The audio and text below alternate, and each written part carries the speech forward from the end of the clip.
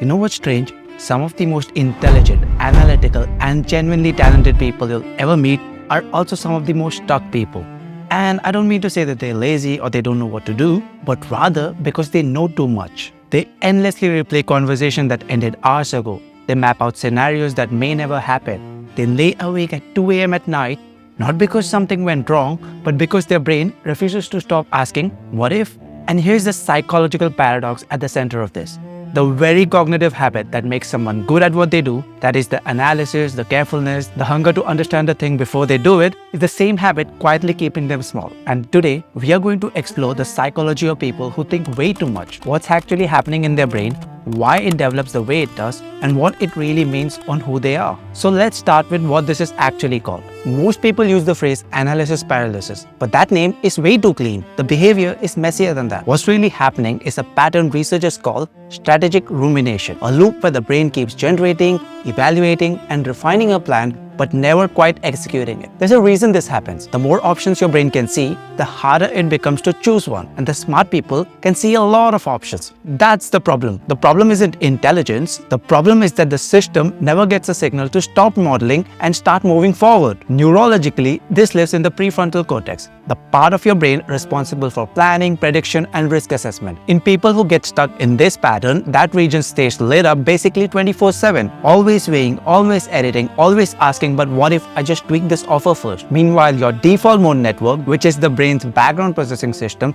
keeps quietly generating new variations of the plan you haven't even shipped yet. The result at the end of it all is a mind that feels productive, but produces nothing, which means that the business almost only exists inside your head. And here's where it gets interesting. This pattern almost never starts with the business. For most people, it starts much earlier, school usually, where being right was actually rewarded, where having the answers mattered more than trying, where mistakes had consequences. So the brain learned a very logical strategy. Think first, get it right, avoid the mistake, and then act. This strategy works beautifully in school. It's an absolute disaster in the real economy. And that's because the real economy doesn't reward being right. It rewards having tried enough times to find what's right. Those are not the same skill, not even close. Now, worth pausing on this. Not all of strategic thinking looks the same. There are two types and they look identical from the inside. The first is what we call generative analysis. You think, you move, you watch what happens, you adjust. The thinking is in service of the action. This is genuinely the strength of it. It's why thoughtful people, when they finally execute, tend to outperform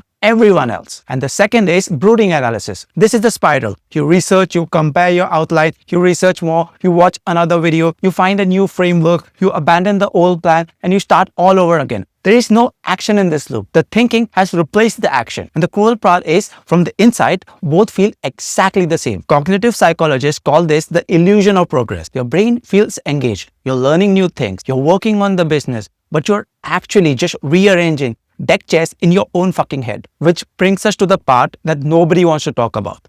Dopamine. Your brain releases dopamine during problem solving, which includes imagined problem solving. So when you spend 3 hours mapping out the perfect content strategy, the perfect lead magnet, the perfect funnel architecture, your brain is actually rewarding you. It's not for shipping or getting a result. It's just the act of planning. You are, on a chemical level, getting paid to think about your business. Which is why, just stop overthinking it. It's one of the most useless sentences ever spoken. You cannot tell someone to stop doing something their nervous system is actually enjoying. The dopamine doesn't care that the strategy never ships. The dopamine just actually wants more strategy. I'll be honest with you. I see this pattern most clearly in people I actually bet on. The ones who can name 3 frameworks for hooks, who read the books, who can dissect exactly why the competitors' videos work in granular detail, and who, if you stuck them in a room and asked them to teach this stuff, would genuinely crush it. And yet they've had what? 11 different conversations with potential buyers in the last 6 months, maybe? And do you think that's good enough? Because they spend most of their time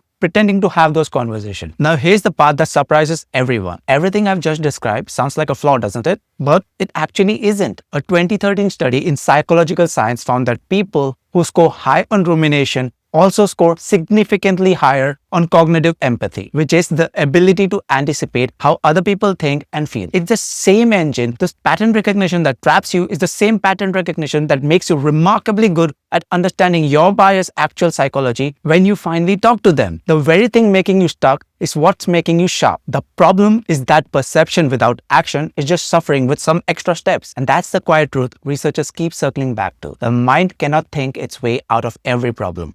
Some problems are not thinking problems, they are contact problems. They get solved by friction with reality, not by more whiteboarding. And the same goes for your business. And I want to be very blunt with you. You don't have a strategy problem, but rather a conversation deficit. Let's be honest, you don't need another framework. You need to talk to enough buyers that the framework becomes obvious. And that's not me being dismissive of your strategy. That's me being honest about the order of operation. Strategy without contact is fan fiction. Strategy informed by contact is leverage. They are not the same. The people who break out of this pattern aren't the ones who finally find the perfect plan. They're the ones who get tired of their own loop and decide that 30 messy conversations will teach them more than 30 more hours of research. And they are right about it. It does actually. Look, if you've made it this far, you already know which one you are. You wouldn't have clicked on this video called The Psychology of Being Stuck if you weren't the kind of person who reaches for the psychological explanation first, which again is part of the loop. Yes, I see the irony completely. So do you. So here's what I'd actually do if I was sitting where you are right now.